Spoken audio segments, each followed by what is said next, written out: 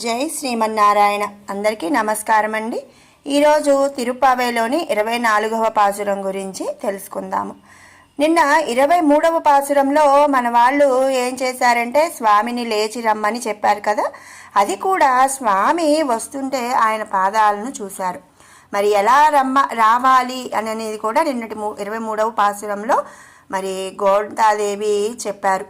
ఆండాళమ్మ వారు ఏం చెప్పారంటే నిన్న 23వ పాసురంలో స్వామివారిని ఒక నరసింహావతారంగా అంటే సింహంగా గర్జిస్తూ అలా నరసింహావతారాన్ని వర్ణిస్తూ స్వామివారిని వచ్చి ధర్మాసనం మీద కూర్చోమని చెప్పారనమాట. ఈరోజు 24వ పాసురంలో స్వామి వస్తుంటే ఆయన పాదాలను చూశారు కదా. నిన్న అవి కందిపోయినట్లు అనిపించింది. పాదాలు స్వతహాగా గులాబీ రంగులో ఉంటాయి, కానీ వీళ్ళకేమో వీళ్ళ పిలుపుకి స్వామి నడిచి వచ్చినందుకు కందిపోయాయి అనుకుంటున్నారు. మేము నీ పాదాలు కందిపోయేలా చేశామే అంటూ బాధపడ్డారట. వీళ్ళేమీ శ్రీకృష్ణుని బాధ పెట్టడానికి రాలేదు కదా, కేవలం ఆ స్వామిని చూసి ఆనందిద్దామని వచ్చారు. మరి కానీ వాళ్ళు స్వామి పాదాలు కందిపోవటం చూసి వాళ్ళు వచ్చినందుకే, వాళ్ళు నడిచి రమ్మన్నందుకే స్వామి పాదాలు కందిపోయాయి అని చెప్పి ఆండాళమ్మవారు గోపికలు బాధపడ్డారట.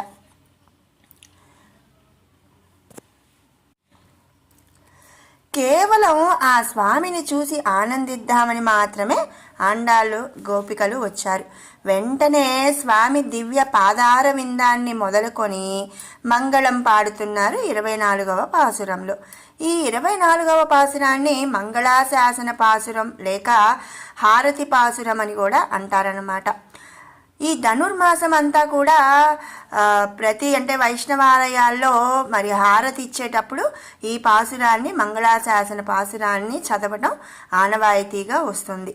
భగవంతుణ్ణి తెలుసుకున్న జీవుడికి 2 రకాల దశలు ఉంటాయి. మొదటిది ఏంటంటే జ్ఞాన దశ, రెండవది ప్రేమ దశ. జ్ఞాన దశలో భగవంతుడు ఎలాంటివాడో తను ఎలాంటివాడో తెలుసుకోవటం, భగవంతుడు చాలా గొప్పవాడు, జగత్తుని రక్షించేవాడు అని తెలుసుకోవటం, తను ఏ జ్ఞానం లేనివాడు, భగవంతుడు రక్షిస్తే తప్ప తనకు రక్షణ లభించదు అని తెలుసుకుంటాడు మరి జీవి తన మొదటి దశలో.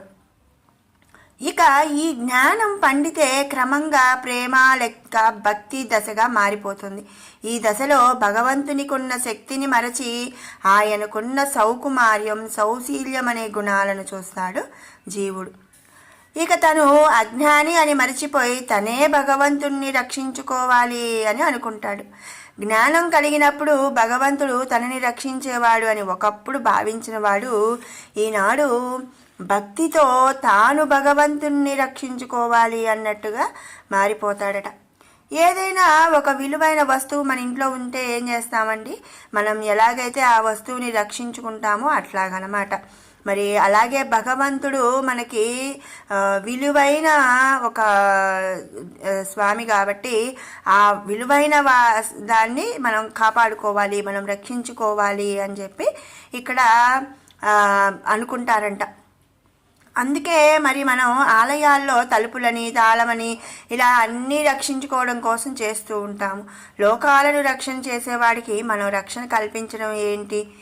అయితే మీరు అనుకోవచ్చు, మరి ఈ రోజుల్లో తలుపులు బార్లా తీసి పెట్టేస్తే దేవుడి గుళ్ళో దేవుడి గుడిని మరి గుళ్ళో లింగాన్ని కూడా దొంగలిచ్చే రోజులు కదండి అని చెప్పి అనుకోవచ్చు. అయితే ఇక్కడ ఆండాళ్ తల్లి చెప్పిన ఆ సమయంలో ఏంటంటే జనరల్గా మరి ఇంత దొంగతనాలు ఇలాంటివన్నీ లేవు కాబట్టి అప్పటి ఇది అలా అనుకుంటారనమాట. కానీ ఇప్పుడున్న పరిస్థితి ప్రకారం మరి తాళాలు వేసిన గుళ్ళల్లో కూడా దొంగతనాలు జరుగుతూ ఉంటున్నాయి. అది ఇప్పటి పరిస్థితి. కానీ మనం ఇక్కడ ఈ పాసురం ప్రకారం మనం చెప్పుకోవడానికి ఆలయాలకి తలుపులని తాళాలని అన్నీ కూడా రక్షించుకోవడం కోసం చేస్తుంటాం.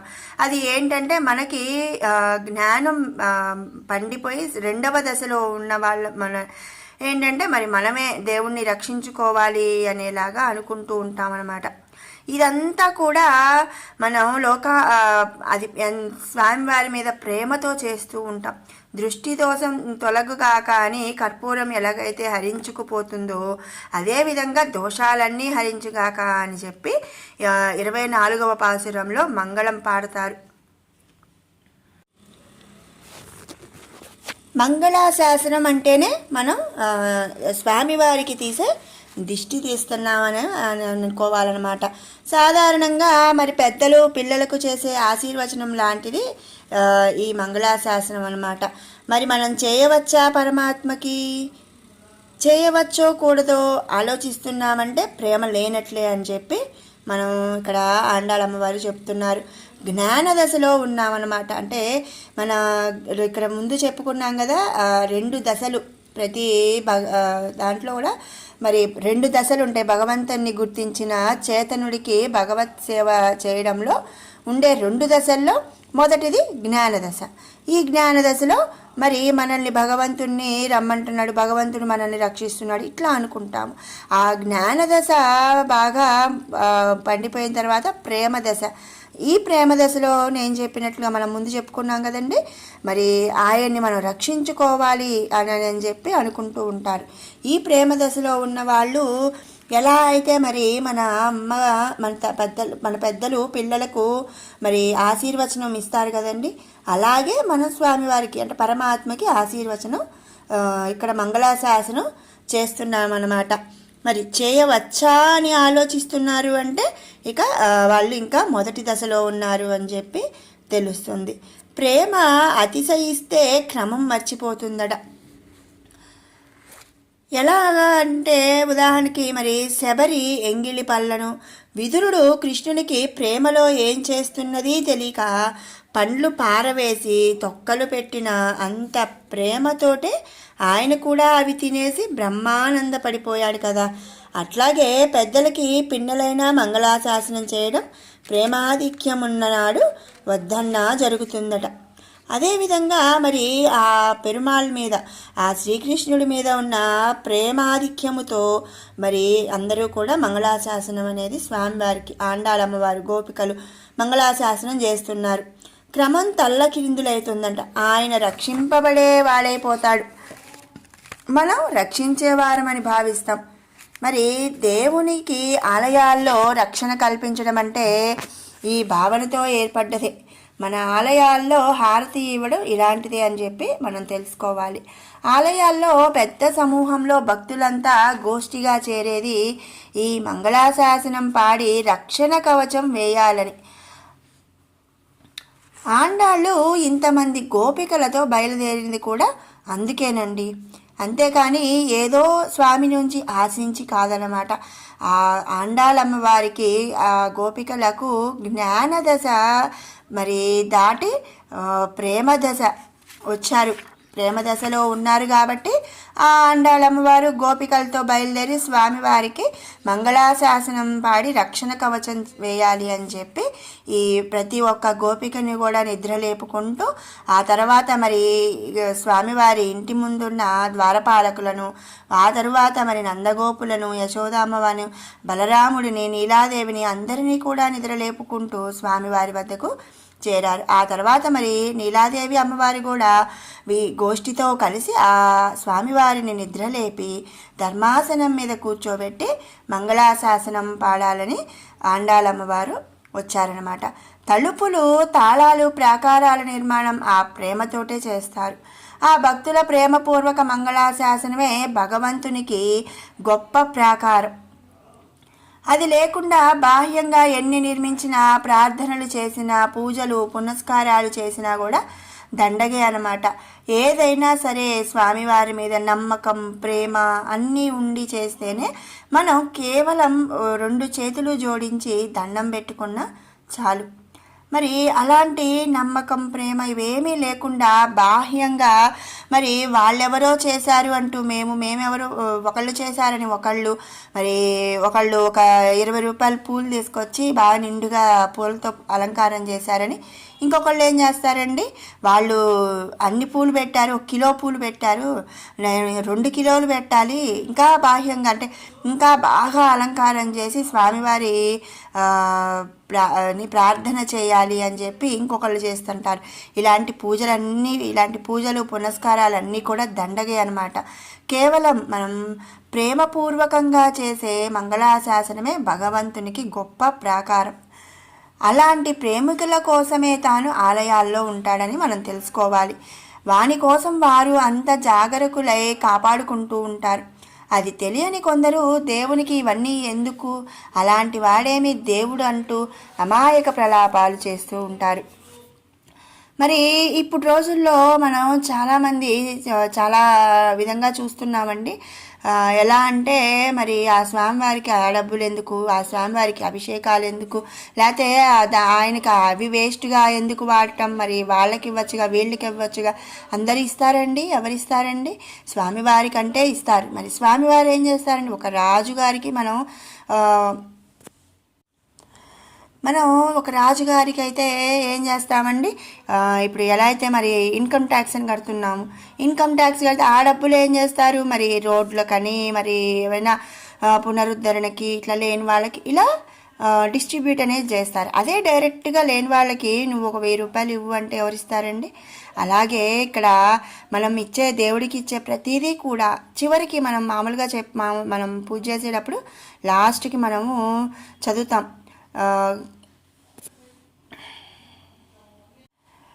కాయేన వాచా మనసేంద్రియర్వా బుద్ధ్యాత్మనా వా ప్రకృతే స్వభావాత్ కరోమి యద్యత్ సకలం పరస్మై నారాయణాయేతి సమర్పయామి అని చెప్పి మనం ఏ పూజ చేసినా మొత్తం పూజ అంతా పూర్తయిపోయిన తర్వాత మనం ఈ లైన్ అనేది చదువుతాం. అది అంటే ఏంటంటే అండి, దానికి అర్థము మనం చేసినదంతా కూడా స్వామివారికి సమర్పించేస్తున్నాము. స్వామివారు ఏం చేస్తారండి, ఎవరికి ఎంత కావాలి అనేది డిస్ట్రిబ్యూట్ చేసేస్తారనమాట. కాబట్టి మనము దేవుడికి ఇస్తున్నాము అంటే మరి ఆ దేవుడు ఏదో వచ్చి తింటాడా అండి? ఇప్పుడు నైవేద్యాలు మనం మరి ఒక పండగే వచ్చింది, 4-5 రకాలు నైవేద్యాలు చేసి స్వామివారికి నైవేద్యం పెడతాము. అవన్నీ స్వామివారి వచ్చి తింటారా? స్వామివారి తినరు. స్వామివారికి ఊరికే చూపిస్తాము, మనమే ఆరగిస్తాం. అదే మరి మనకి ఈరోజు ఈ 4-5 రకాల కూరలు అన్నీ మరి పిండి వంటలు చేసుకొని తిందాము అంటే తింటామా అండి? అబ్బా ఇప్పుడు ఏం చేసుకుంటాంలే, రేపు చేసుకుందాంలే అనుకుంటాం. అదే మరి పండగ అంటే స్వామివారికి నైవేద్యం అంటే నిండుగా ఉండాలి అని మనం స్వామివారికి నైవేద్యంగా అన్ని రకాలు చేస్తాము. ఇది కేవలం ఏంటంటే స్వామివారికి ఇస్తున్నాము అంటే మళ్ళీ ఆయన తిరిగి మనకే ఇస్తారండి. కానీ ఏంటంటే స్వామివారికి సమర్పిస్తాం, అది ప్రేమ. అంతేగాని మరి స్వామివారికి ఇవన్నీ అవసరమా, ఎవరైనా అడిగారా మరి ఇట్లా అనేది కొంతమంది మాట్లాడుతూ ఉంటారు. అది వాళ్ళు మితండవాదం చేస్తూ ఉంటారనమాట. ఈ పెరియాళ్ వాళ్ళ ముద్దులొలికే ముగ్ధ కన్యయే మన ఆండాల్ తల్లి కనుక ఈమె కూడా నాన్నగారి కంటే అధిక ప్రేమతో మంగళాశాసనం చేస్తుంది నాడు శ్రీకృష్ణుని సేవించి. మన ఇతిహాసాల్లో పెద్దలందరిలోనూ ఈ ఆచరణే ప్రమాణంగా కనిపిస్తుంది. మరి ముందు రామాయణం చూద్దాం. అహం వేద్మి, రాముడంటే సర్వేశ్వరుడిని నాకు బాగా తెలుసునున్న విశ్వామిత్రుడు తాటక సంహార సమయంలో ఆమె వీరి మీదకి దూకుతూ ఉంటే శ్రీరాముడి సౌందర్యం సేవించిన ప్రేమ పారవస్యంతో రామశక్తిని అంతలోనే మరచి స్వస్తి రాఘవయోరస్తు అంటే రామలక్ష్మణులకు మంగళముగాక అని చెప్పి అన్నాడట. సీతా కళ్యాణం కాగానే తిరుగు ప్రయాణంలో దారిలో పరశురాముడు వచ్చినప్పుడు రాముని పరాత్పరత్వం మరిచిపోయి బాల్యమే కనిపించింది తండ్రికి. అభయం దాతుమర్హసి, నా చిన్న పిల్లవాణిని ఏమీ చేయనని చెప్పవా అంటూ మంగళం పాడి బ్రతిమాలుతూ మూర్ఛపోయాడు దశరథుడు. సీతారాముల కళ్యాణంలో పాణిగ్రహణం కాగానే ఆ 2 శ్రీహస్తముల కాంతికేమి భంగము వాటిల్లునో అని భద్రంతే ప్రతీచ్ఛ చేవాం, ఈమెని గ్రహించు నీకు మంగళమన్నాడు జనక చక్రవర్తి. అంతకంటే జ్ఞానులు తపస్సులు అయిన దండకారణ్య ఋషులంతా తత్వవేత్తలై ఉండి కూడా శ్రీరాముని అందం చూసి శక్తి మరచి మంగళాని ప్రయుంజాన ప్రత్యగృహ్ణాన్ మంగళాశాసనం చేయకుండా ఉండలేకపోయారు ఆ జ్ఞానులందరూ కూడా. జటాయువు ఒక పక్షి శ్రీరాముని చూచి సీత లభించు వరకు నీకే ప్రమాదము రాకుండుగాక యాం ఓషధిమివాయుష్మన్ అన్వేషసి మహానవే అంటూ ఆశీర్వదించింది ప్రాణం వదిలి. ఇది తగునా అని ఆలోచిస్తే తెలియదు. మరి శ్రీరాముడు అంతటి దేవుడు, ఆ విష్ణుమూర్తి అవతారం.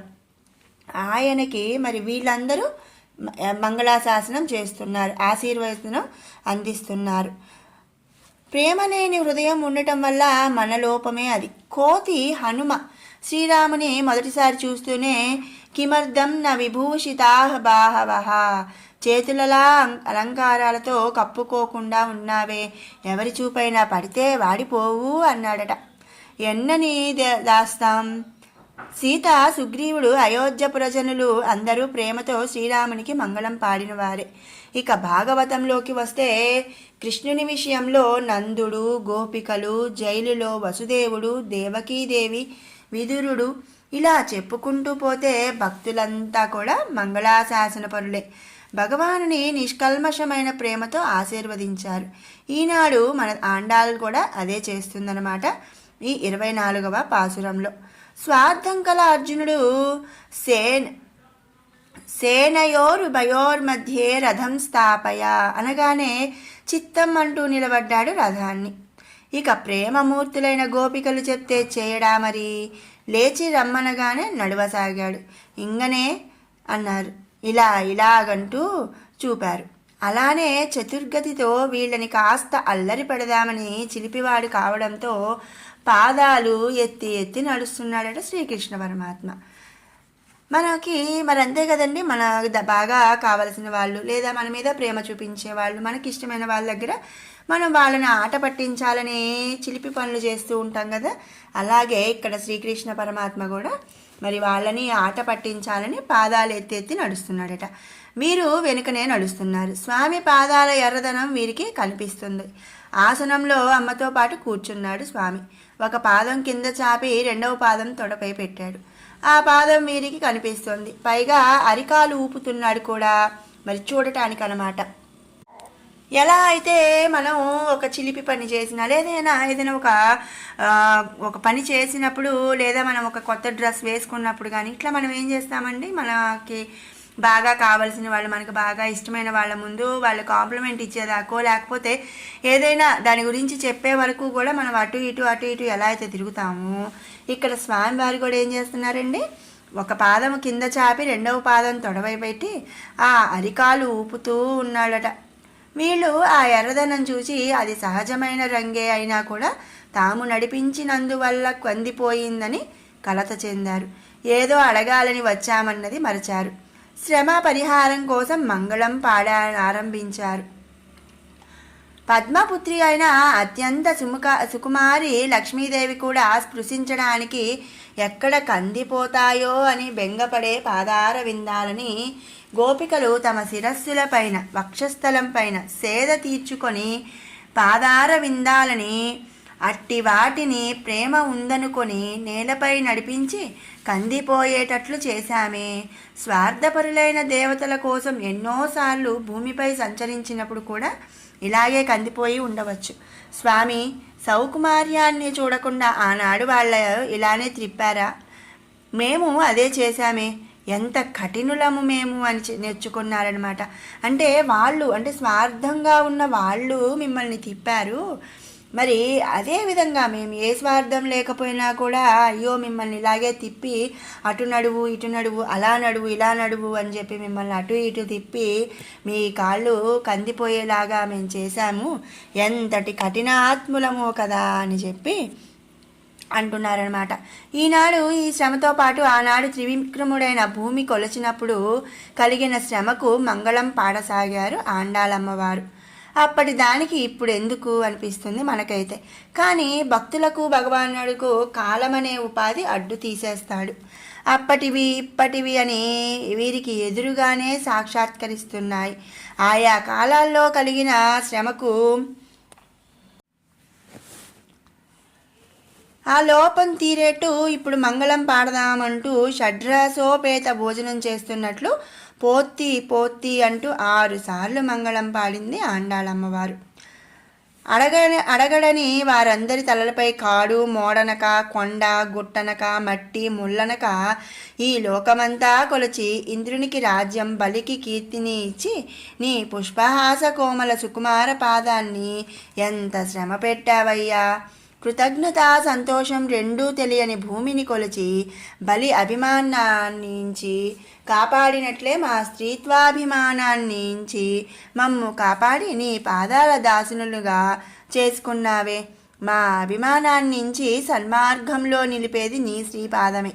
ఆ వాత్సల్యపూర్ణమైన శ్రీపాదానికి మంగళం. ఆనాడెవ్వరికీ ఆ జ్ఞానమే లేకపోయింది. ఆ లోటు తీరా మేమీనాడు పాడుతున్నామయ్యా అంటూ ఆండాళమ్మవారు మంగళం పాడారు. ఇంతలో ఆండాళ్ళకి మరొకటి గుర్తొచ్చింది. అదేంటంటే రామావతార సమయంలో జరిగినదనమాట.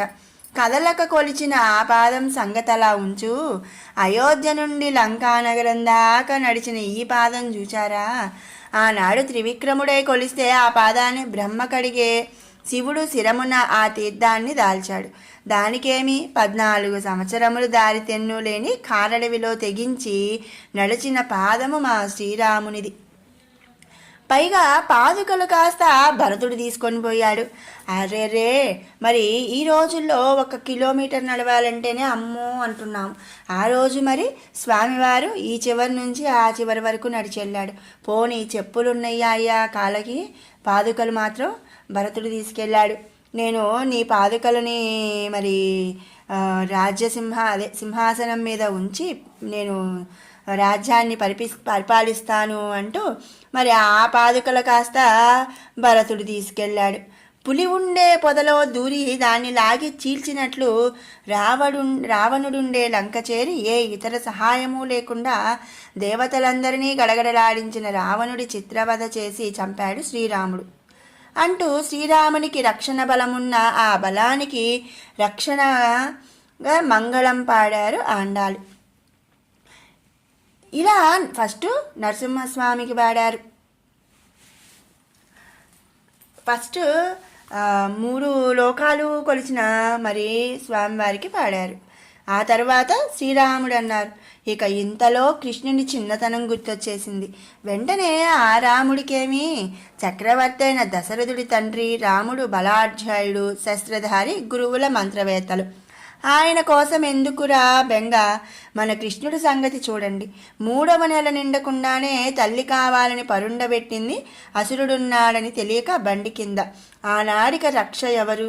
మన కన్నయ్యకి మనకి ఆయన శ్రీపాదం ఒకటుంది. ఎదుటపడిని ప్రచ్ఛన్న శత్రువుని గుర్తించి ముందుకు సాగి త్రాకిందంతే. శకటాసురుడు కీళ్ళూడి పడ్డాడు. ఆ పాదం చాపిన కీర్తికి మంగళం పాడుదాం. శ్రీకృష్ణుని పరాభవన సామర్థ్యానికి పల్లాండ్లు. అంతకంటే మరొకటి తాను దూడలంటే వెంట పడతాడని వత్సాసురుడు, వెలగ చెట్లెక్కుతాడి కృష్ణుడని కపిత్తాసురుడు మాటలాడుకొని ఒకేసారి అనుకూలురు లాగా వస్తే దూడని పట్టుకొని వెలగ చెట్టుకి కొట్టి ఒకేసారి ఇద్దరినీ నేల కూల్చాడు. అప్పుడు వంచిన త్రిభంగి పాదానికి పాడాలి మంగళం అని మళ్ళీ అన్నారు. అంతలో ఏ ఇంద్రుడి కోసం ఇవన్నీ చేశాడో వాడే భగవంద్రవ్యాన్ని దొంగిలించాలని అనుకున్నాడు. ఒకసారి సాగనివ్వని కృష్ణుని మీద కోప్పడి రాళ్లవాన కురిపిస్తే ఆకలి కోపంలే పాపం అదే పోతుందని సహనంతో 7 దినాలు గోవర్ధనాన్ని ఒంటివేలిపై నిలిపి గోపీజనాన్ని కాపాడావే తండ్రి, నీ సహన గుణానికి మంగళం. ఇలా ఒక్కొక్కటి గుర్తొస్తూ ఆండాలు మరి ఒకదాన్ని మించి ఒకటి అంటూ పాడుతున్నారనమాట. అయ్యో, ఇలా ఇన్ని గుణాలున్నాయని అన్నామంటే దిష్టి తగులుతుంది. మరి ఆ గుణాలన్నీ చెప్తున్నారు. ముందు గుణాలన్నిటికీ మళ్ళీ దిష్టి తగులుద్ది. అసలు ఇవన్నీ నీ గొప్పలు కావయ్యా, నీ చేత పట్టిన బల్లెం ఇన్ని చేస్తుంది. ఆశ్రితుల శత్రువులను సంహరించేది అది స్వామి చక్రమే అనేక రూపాల్లో ఉంటుంది కదా. మంగళం పాడుతున్నారు. మరి ఇప్పుడు మనం చూస్తూ ఉంటామండి, మన పెద్దవాళ్ళు పిల్లలు ఏదైనా చిన్న పని చేశారు, లేకపోతే క్లాస్ ఫస్ట్ వచ్చారు, మంచి మార్కులే వచ్చినాయి, ఏదైనా ఒక పనే చేశారనుకోండి, దాని మొహంలే అదే ఉంది, ఏదో ఈసారి ఏదో వచ్చిందిలే, లేకపోతే ఇలా చేసిందిలే, దాని ముఖంలే అంటారు. ఎందుకండి, మళ్ళీ పొగిడితే ఎక్కడ తల్లి పొగిడినా సరే, ఎవరు పొగిడినా సరే ఆ దిష్టి తగులుతుందేమో అని మన పెద్దలు ఏం చేస్తారంటే దాని మొహంలో ఏముంది అదే ఉంది అని చెప్పి అంటూ ఉంటారు. అలాగే ఇక్కడ ఆయన గుణాలన్నీ మరి వామనావతారం దగ్గర నుంచి కృష్ణుడావతారం వరకు ఆయన చేసిన గుణాలు అన్నిటికీ మంగళం పాడిన తర్వాత, అయ్యయ్యో ఇలా నీ గుణాలన్నీ చెప్పామంటే దిష్టి తగులుతుంది, అందుకని వీళ్ళు ఏం చేశారంటే ఆండాళమ్మ వారు, నీ గొప్ప ఏముందయ్యా, నీ చేతిలో ఉన్న బల్లెం ఇవన్నీ చేసింది, నువ్వేం చేసావయ్యా అంటూ ఆ చక్రానికి కూడా మరి మంగళం పాడుతున్నారు. లోకులు నీ వద్ద చేరిన క్షుద్ర కోరికలు అడుక్కోవడమే చేస్తారు, మాకు ఇతరములు ఇవ్వవద్దు, నీవు అసలేమీ ఇవ్వవద్దు, మేము నీకు మమ్మల్ని ఇచ్చి పైగా సేవలు చేస్తున్నాం, ప్రీతితో చేస్తామన్నారు. ప్రేమ వల్ల పాట వస్తుంది, ఈ ప్రేమ ఎన్నటికీ తరిగిపోదు, కనుక ప్రేమ ఉన్నంత వరకు ఈ పాట కూడా పోదు, ఆ పాటే మంగళం. దానికోసం తప్ప ఏదో పరై కోసం వచ్చినది నీ కీర్తిగానమే ప్రయోజనం. ఊరి వారంతా మమ్మల్ని అంగీకరించాలనే కృతజ్ఞతతో వారి కోసం పరే నువ్వు ఇస్తానంటే పుచ్చుకుంటున్నాం అంతే. అంటే ఏంటంటే ఇక్కడ మేమేమి నీ దగ్గర మీ ఇంటికి వస్తే నువ్వేదో రిటర్న్ గిఫ్ట్ ఇస్తావని నేనేం ఆశించి రాలేదు, జస్ట్ నిన్ను పలకరించి వెళ్దాం, నీ మీద ఉన్న ప్రేమతో నిన్ను కలిసి వెళ్దామని వచ్చాము, కాకపోతే నువ్వు నీ ప్రేమగా నువ్వు మాకు రిటర్న్ గిఫ్ట్ ఏదో ఇస్తే మేము కాదనలేక నిన్ను బాధ పెట్టలేక మేము తీసుకుంటున్నాం అంతే అని చెప్పి ఎలా చెప్తామో అలాగే ఇక్కడ ఆ తల్లి చెప్తుందనమాట. ప్రేమ కొద్దీ నిన్ను మరి నీ మీద ప్రేమతో వచ్చామయ్యా మేము, మరి ప్రేమ ఉన్నంతనే మరి పాట కూడా వచ్చేసింది, నిన్ను కీర్తించాము, అంతేగాని మేమే ప్రయోజనం ఆశించి నీ దగ్గరికి రాలేదు, నువ్వు ఇస్తున్నావు పరయ్యనే, నువ్వు ఇస్తున్నావు కాబట్టి మేము పుచ్చుకుంటున్నాం అంతే అని చెప్పి ఆండాళమ్మ వారు చెప్పారు. మాలో మంచి బుద్ధి ఉన్నప్పుడు పెద్దలు అంగీకరించిన ఇప్పుడు ఆ రోజుల్లో నీ శ్రమ ఎవరూ చూడక ఆ శ్రమ తీరా పాడాలనే జ్ఞానం మాకు కలిగిన ఇప్పుడు విశ్లేష వ్యధ నోర్వజాలని మేము మా బింకము వదిలి వచ్చామన్నమాట. ఆ రోజు మాకు తెలియదు, ఈరోజు మరి నీ గురించి మాకు తెలుసు. ఆ ప్రేమ అంటే ఆ రోజు మేము ఇంకా జ్ఞాన దశలో ఉన్నాం, ఈరోజు ప్రేమ దశలోకి వచ్చాం కాబట్టి మరి ఈరోజు జ్ఞానం మరి ఇదే ఉంది కాబట్టి మేము నిన్ను పొగడాలి అంటే కీర్తించాలి అని మేము మీ దగ్గరికి మేమున్న బింకం అంటే భయం మరి అవన్నీ కూడా అభిమానం అవన్నీ వదిలేసి నీ దగ్గరికి మేము వచ్చాం, నీవే రావాల్సి ఉండగా మేము వచ్చాం, నీవు మమ్మల్ని పరీక్షించడం మానవద్దు, ఇక అనుగ్రహించవయ్యా అన్నారు. స్వామి చిరునవ్వులు చిలుకుస్తూ చూస్తున్నాడనమాట. మేమెన్ని అన్నా మా ప్రార్థన కాదు సాధనం, మరి నీ దయ అంతే, దయచూపుము అని అడగడం కూడా తగదు, కేవలం నీ దయ మా ప్రాప్తం అంటూ మంగళాశాసనం చేస్తుంది ఆండాళ్ తల్లి. ఇప్పుడు మంగళాశాసనం ఈ పాసురం ఒక్కసారి చదివి మనం చూద్దాం.